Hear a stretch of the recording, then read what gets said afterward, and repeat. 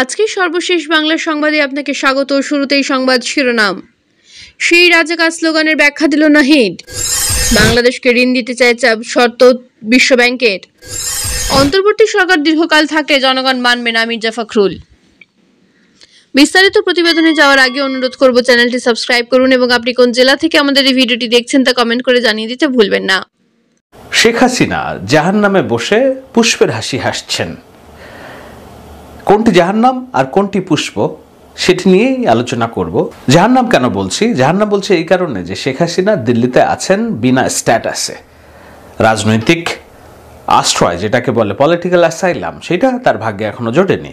ভারত সরকার সিদ্ধান্ত নেয়নি, কিন্তু কূটনৈতিক পাসপোর্টধারী হওয়ার কারণে ৪৫ দিন পর্যন্ত তিনি ভারতে অবস্থান করতে পারবেন। সেই সময়সীমা প্রায় শেষের দিকে।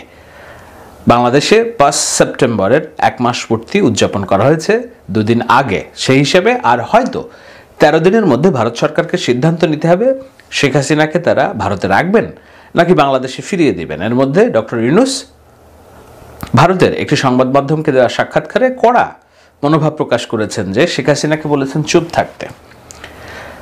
তো এটি হলো জাহান্নাম, যে এই আর ১৩ দিনের মধ্যে কি সিদ্ধান্ত হবে, ভারত তাদের নীতি পুনর্বিবেচনা করবে কিনা, তাকে বাংলাদেশে ফিরিয়ে এনে জেলখানায় ভরা হবে কিনা, এটার মধ্যে বসেও শেখ হাসিনা পুষ্পের হাসি হাসছেন।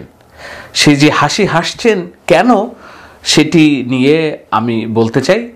তবে তার আগে চলুন, আমাদের এক ছোট ভাই যুক্তরাষ্ট্রের কোন এক বিশ্ববিদ্যালয়ের পড়াশোনা করে সেখানে সহযোগী অধ্যাপক হিসেবে পড়াশোনা চাকরি করছেন, তিনি লিখেছেন, নানির আজকে মন ফুরফুরা, বলা যায় দিল গার্ডেন গার্ডেন। দিল্লির বাসায় আজকে বহুদিন পর তার ছেলের পছন্দের বিরিয়ানি রান্না ঘরে ঢুকলো, একটা আইটেম চুলাই দিচ্ছে আর ফাঁকে ফাঁকে টিভিতে ইন্টারনেটে চোখ বুলাচ্ছে। আহ, কি শান্তির সব নিউজ। কার শান্তির নিউজ জানেন তো? শেখ হাসিনার। একবার তো আনন্দ গোপন করতে না পেরে বলেই উঠল, সব ভেঙে ফেল, মাজার কেন থাকবে, মন্দির কেন থাকবে। এইভাবে ভাঙতে ভাঙতে একদিন এই সোনার ছেলেগুলো আমাকে দেশে ফেরার পথ করে দিবে। আগে আমার কত নাটক সাজাইতে হইতো, এখন সোনার ছেলেগুলো নিজেরাই সব করে আগের নাটকগুলোকে সত্য বানায় দিচ্ছে। আহ, কি যে শান্তি লাগছে। যেইভাবে ছেলেগুলো আগাচ্ছে তাতে আর বেশি দিন নাই বলার, আগেই তো ভালো ছিল। যেভাবে আগাচ্ছে বেশি দিন নেই, মানুষ বলতে শুরু করবে যে আগেই তো ভালো ছিল। সাবাস আনন্দবাজার, সাবাস হিন্দুস্তান টাইমস। অলরেডি জাতীয় সঙ্গীত পাল্টানোর দাবি রবীন্দ্রনাথ নিয়ে নিউজ করে ফেলেছে, মাজার ভাঙার নিউজও করতেছে। আচ্ছা, এই দেশের জনগণ এত ভালো কেন? কে বলছে? শেখ হাসিনা বলছে। আমি এদের কত ভুলই না বুঝেছি, কিন্তু এরাই আমার আসল প্রেমী। কেন প্রেমী সেটি বলছি। আমাকে শুধু এতদিন শাসন করার অধিকার দেয়নি, সামনের দিনে মনে হয় আমাকে দেশে এনে শাসন করার সুযোগ দিবে। এটা লিখেছেন তিনি। সেখানে একটা জায়গায় তিনি লিখছেন যে যারা এই মবকে হাওয়া দিচ্ছেন, সঠিক ধর্ম পালন তারা ভুলে যায়েন না। এই দেশ আফগানিস্তান হওয়া অ্যাফোর্ড করতে পারবে না। আপনার ভুল ব্যাখ্যায় বেহেশতে যাওয়ার লোভে দেশকে নরক বানানোর আয়োজন হবে মাত্র। এদেরকে চিহ্নিত করে দৃষ্টান্তমূলক শাস্তির আওতায় না আনলে এই ধরনের মব দেশকে বিশ্বের সামনে একটা ধর্মান্ধ মৌলবাদী জনগোষ্ঠীর অভ্যুত্থানের যে বয়ান নানি ও তার সমর্থকরা দিয়ে যাচ্ছে, নানি মানে শেখ হাসিনা, সমর্থককে ভারতীয় মিডিয়া, সেটাকে প্রমাণ করেই ছাড়বে। কি প্রমাণ করে ছাড়বে? যে এটি একটি ধর্মান্ধদের অভ্যুত্থান। তারপর নানির পাপ লঘু হয়ে যাবে। প্রতিটি হামলা পতিত ফ্যাসিবাদকে শক্তিশালী করবে মাত্র। যেসব এলিট জাতীয় সঙ্গীত পাল্টানোর দাবিতে হাওয়া দিচ্ছেন, মাজার সহ নানা বিশ্বাসের জায়গার হামলাকে ইগনোর করছেন কিংবা সমর্থন করছেন, তাহলে আপনিও ফ্যাসিস্ট এনাবেলার। আপনাদের শুরুতেই হয়তো অনেকের দ্বিমত তৈরি হইতে পারে। দ্বিমত যেন না তৈরি হয়, এজন্য আমি আরও দুটি স্ট্যাটাস পড়ব এই আলোচনার শেষের দিকে।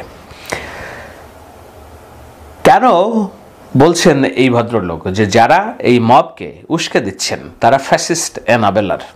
ফ্যাসিস্ট এনাবেলার মানে গণহত্যা। শেখ হাসিনা যে ফ্যাসিস্ট, সেই ফ্যাসিস্টকে কিভাবে আবার পুনর্বাসন করা যায় সেইটার একটা পথ তৈরি করে দিচ্ছেন। এখন আসুন আলোচনায় যে কিভাবে পথটা তৈরি করে দিচ্ছেন। আমি যখন এই আলোচনা করছি তখনকার সংবাদ হলো, কয়েক ঘন্টা আগে নারায়ণগঞ্জের বন্দর উপজেলায় একটি মাজার ভাঙা হয়েছে, দেওয়ানবাগ দরবার শরীফের মাজার। কেন? অভিযোগ কি যে এটি হচ্ছে এখানে পূজা করা হয়, দেওয়ানবাগীরা মুসলিম না। আপনাদের অনেকেই হয়তো এই মতবাদ বিশ্বাস করেন, দেওয়ানবাগীরা মুসলিম না। আপনারা আরও অনেকেই বিশ্বাস করেন যে অন্যরাও হয়তো মুসলিম না। কে মুসলিম আর কে অমুসলিম এই সিদ্ধান্ত দেওয়ার এখতিয়ার একমাত্র আল্লাহ তাআলা ছাড়া আর কে আপনাকে দিয়েছে, কাদেরকে দিয়েছে যারা এই মতবাদ বিশ্বাস করেন? বাংলাদেশে ইসলাম যেই ধর্মের আমরা অনুসারী, আমরা এই ধর্ম পালন করি। কে কিভাবে পালন করে, হয়তো আপনি আমার চেয়ে একটু ভালো পালন করেন, আমি আপনার চেয়ে একটু খারাপ পালন করি, কিন্তু এই ধর্ম এবং এই ধর্মীয় যে সম্প্রীতি তার মধ্যেই আমাদের বসবাস। একমাত্র দিলের খবর আল্লাহ পাক ছাড়া তো আর কেউ জানার কথা না। আর যদি বলেন না আমি জানি, তাহলে আপনার চেয়ে সবচেয়ে বড় মুনাফেক আর নেই। আমি ইসলামিক তার্কিক না, আমি ইসলামের এইসব বিষয়গুলো নিয়ে আমি ব্যাখ্যা দিব না। কিন্তু যে দেওয়ানবাগে যে ভাঙা হলো তাতে কি লাভ হয়েছে, কার লাভ হয়েছে? এলাকাবাসীরা বাধা দেওয়ার চেষ্টা করেছে, শোনে নাই কিছু মানুষ। কারা শোনে নাই? যারা ভাঙতে এসেছে। কারা ভাঙতে এসেছে? আপনার কি মনে হয় যে এই সময়ে যারা এই সমাজের স্থিতিশীলতাকে বিনষ্ট করছে তারা আসলে কাদের এজেন্ডা বাস্তবায়ন করছে? যে স্ট্যাটাস তিনি লিখেছেন, আমাদের অভ্যন্তরীণ সমাজে স্থিতিশীলতা যারা বিনষ্টের চেষ্টা করছেন, চেষ্টা করে যারা আওয়ামী বয়ানকে উস্কে দেওয়ার চেষ্টা করছেন, তারা আসলে কার পারপাস সার্ভ করছেন? এই সরকারের, ভবিষ্যৎ যে সরকার আসবে তার, বিএনপির, জামাতের, নাকি আওয়ামী লীগের পারপাস সার্ভ করছেন, নাকি ভারতের পারপাস সার্ভ করছেন? কিভাবে ভারতের পারপাস সার্ভ করছেন? খুলনাতে একটি ছেলেকে পিটিয়ে তাকে প্রায় মেরে ফেলার উপক্রম হয়েছে। হিন্দুস্তান টাইমস এরই মধ্যে রিপোর্ট করেছে যে খুলনাতে এক হিন্দু যুবককে, কিশোরকে পিটিয়ে হত্যা। আসল খবর হলো এই ছেলে বেঁচে আছে এখনো। রাষ্ট্রের আইন শৃঙ্খলা বাহিনী তার এই উপর যে আক্রমণ হয়েছে সেটা নিয়ে তদন্ত করছে। কারা করছে? কিন্তু যে অবস্থায় তাকে থানার ভিতর থেকে টেনে হিসে নিয়ে আসে আক্রমণ করা হয়েছে, তাতে কি প্রমাণ পায়? একে তো হিন্দু, দ্বিতীয়ত হচ্ছে যে এই যে মব, কি অভিযোগ কি? নবীজিকে অবমাননা করা হয়েছে। তো নবীজিকে অবমাননা করা তো খুব সহজ। যে কেউ চাইলে যে কাউকে দিয়ে একটা স্ট্যাটাস লেখাইতে পারে, আর সাথে সাথে আমরা মব মুসলিমরা যে তাকে পিটাবো, হত্যা করতে উদ্যত হব। এটাই কি ইসলামের শিক্ষা? এটাই কি? সেই রাজাকার স্লোগানের ব্যাখ্যা দিল নাহিদ। কোটা সংস্কার আন্দোলনে বহুল আলোচিত তুমি কে আমি কে রাজাকার স্লোগানের পূর্ণাঙ্গ ব্যাখ্যা দিয়েছেন বৈষম্য বিরোধী ছাত্র আন্দোলনের অন্যতম সমন্বয়ক এবং অন্তর্বর্তী সরকারের ডাক, টেলিযোগাযোগ ও তথ্য প্রযুক্তি এবং তথ্য সম্প্রচার মন্ত্রণালয়ের উপদেষ্টা মোহাম্মদ নাহিদ ইসলাম। গতকাল সামাজিক যোগাযোগ মাধ্যম ফেসবুকে এক পোস্টে এ স্লোগান নিয়ে তিনি বিস্তারিত ব্যাখ্যা করেন। নাহিদ ইসলাম লিখেছেন, তুমি কি আমি কে রাজাকার জুলাই গণ অভ্যুত্থানের সবচেয়ে শক্তিশালী ও সাহসী স্লোগান ছিল। আওয়ামী লীগের মুক্তিযুদ্ধের চেতনার নামে যে বিভাজনের রাজনীতি ছিল তা স্লোগানের মাধ্যমে সম্পূর্ণ অকেজো হয়ে গিয়েছিল সেই রাতে। অস্ত্র ও বুলেটের মাধ্যমে আরো কয়েকটা দিন টিকে থাকার প্রাণপণ চেষ্টা ছিল কেবল। তিনি আরো লিখেছেন, ইতিহাস একরুখা কোনো বিষয় নয়। তুমি রাজাকার, আমি নই রাজাকার স্লোগানও সেই রাতে বহুবার দেওয়া হয়েছে। বাস্তবতা প্রেক্ষাপট অনুযায়ীও বক্তব্য কর্মকৌশল বদল হয়েছে বহুবার। বঙ্গবন্ধুর বাংলায় বৈষম্যের ঠাঁই নাই স্লোগানও দেওয়া হয়েছে। পরে বুকে রাজাকার লিখে সেই আন্দোলনের গতি পেয়েছে। একটা আন্দোলনে অনেক ডাইমেনশন থাকে এবং বহু পরস্পর বিরোধী ঘটনা একসঙ্গে ঘটতে পারে। এই সামগ্রিকতাকে ধারণ করেই প্রকৃত ইতিহাস রচিত হয়। প্রিয় ভালোবাসার দর্শক, শেখ হাসিনা কেমন শাসক ছিলেন? আপনার মূল্যবান মতামত কমেন্ট করে জানিয়ে দিন। এদিকে আরেকটি আলোচিত নিউজ হচ্ছে, বাংলাদেশকে ঋণ দিতে 4 শর্ত বিশ্ব ব্যাংকের।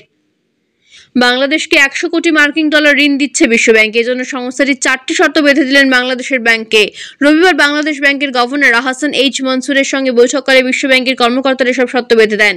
জানা গেছে, বিশ্বব্যাংকের ঋণের মধ্যে 45 কোটি ডলার ব্যয় করতে হবে নীতি সংস্কারের জন্য। আগামী ডিসেম্বরে এই সহায়তা পাওয়ার আশা রয়েছে কেন্দ্রীয় ব্যাংকে। এই ঋণ পেতে বাংলাদেশকে যেসব শর্ত মানতে হবে: ব্যাংক ও আর্থিক প্রতিষ্ঠানের খেলাপি ঋণ আদায়, সম্পদ ব্যবস্থাপনা কোম্পানির কাঠামো তৈরি এবং কোন ঋণের প্রকৃতি, সুবিধাভোগী কে হবেন তা নির্ধারণে নীতি প্রণয়ন করা। এদিকে এশীয় উন্নয়ন ব্যাংক 150 কোটি ডলার ঋণ দিতে আগ্রহ দেখিয়েছেন। গতকাল এডিবির একটি প্রতিনিধি দল গভর্নরের সঙ্গে দেখা করে 3 ধাপেই টাকা ছড়াবে বলে জানিয়েছে সংস্থাটি। তবে এর জন্য খেলাপি ঋণের সংজ্ঞা পুনর্নির্ধারণ করতে হবে। এসএমই খাতে ঋণ দিতে নতুন প্রকল্প করতে হবে। এ বিষয়ে বাংলাদেশের ব্যাংকের নির্বাহী পরিচালক ও মুখপাত্র হুসেন আরাজ শিখা জানান, এসব ঋণ পেতে কিছু শর্ত পালন করতে হবে বাংলাদেশকে। এর মধ্যে বেসরকারি খাতে ঋণ ব্যবস্থাপনা কোম্পানি গঠন, আন্তর্জাতিক মানদণ্ডে খেলাপি ঋণের নতুন সংজ্ঞা নির্ধারণ এবং নতুন গঠিত টাস্কফোর্সের অধীনে ফরেনসিক নিরীক্ষার কার্যপরিধি নির্ধারণ করতে হবে। তবে শর্তগুলোর 50% বিষয়ে ইতিমধ্যে সংস্কারের উদ্যোগ নেওয়া হয়েছে। অন্যদিকে আরেকটি গুরুত্বপূর্ণ নিউজ হচ্ছে, অন্তর্বর্তী সরকার দীর্ঘদিন থাকলে জনগণ মানবে না। মির্জা ফখরুল। একটি মহল অন্তর্বর্তীকালীন সরকারকে অনির্দিষ্টকালের জন্য ক্ষমতায় রাখতে কাজ শুরু করে দিয়েছে বলে মন্তব্য করেছে বিএনপির মহাসচিব মির্জা ফখরুল ইসলাম আলমগীর। দ্রুত নির্বাচনের দাবি জানিয়ে তিনি বলেন, নির্বাচন করে নির্বাচিত সরকারের কাছে ক্ষমতা হস্তান্তর করার পর সেই সরকার সিদ্ধান্ত নেবে কোথায় কোন জায়গায় পরিবর্তন করতে হবে। তখন সংবিধান নতুন করে লিখতে হবে নাকি সংশোধন, সেটা নিয়ে সিদ্ধান্ত নেওয়া হবে। অন্তর্বর্তী সরকার দীর্ঘদিন থাকলে জনগণ মানবে না।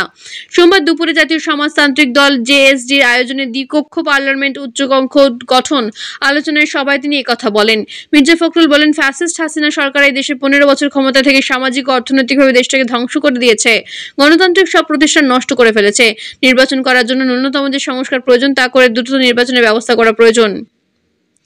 তিনি বলেন, ছাত্র জনতার বুকের রক্ত দিয়ে যে নতুন বাংলাদেশ সম্ভাবনা তৈরি হয়েছে সেটাকে নস্যাৎ করার জন্য একটি কাজ শুরু দিয়েছে এই সরকার। যাদের দায়িত্ব দিয়েছে তাদের মধ্যে অনেকে বলছে নতুন দল করতে হবে।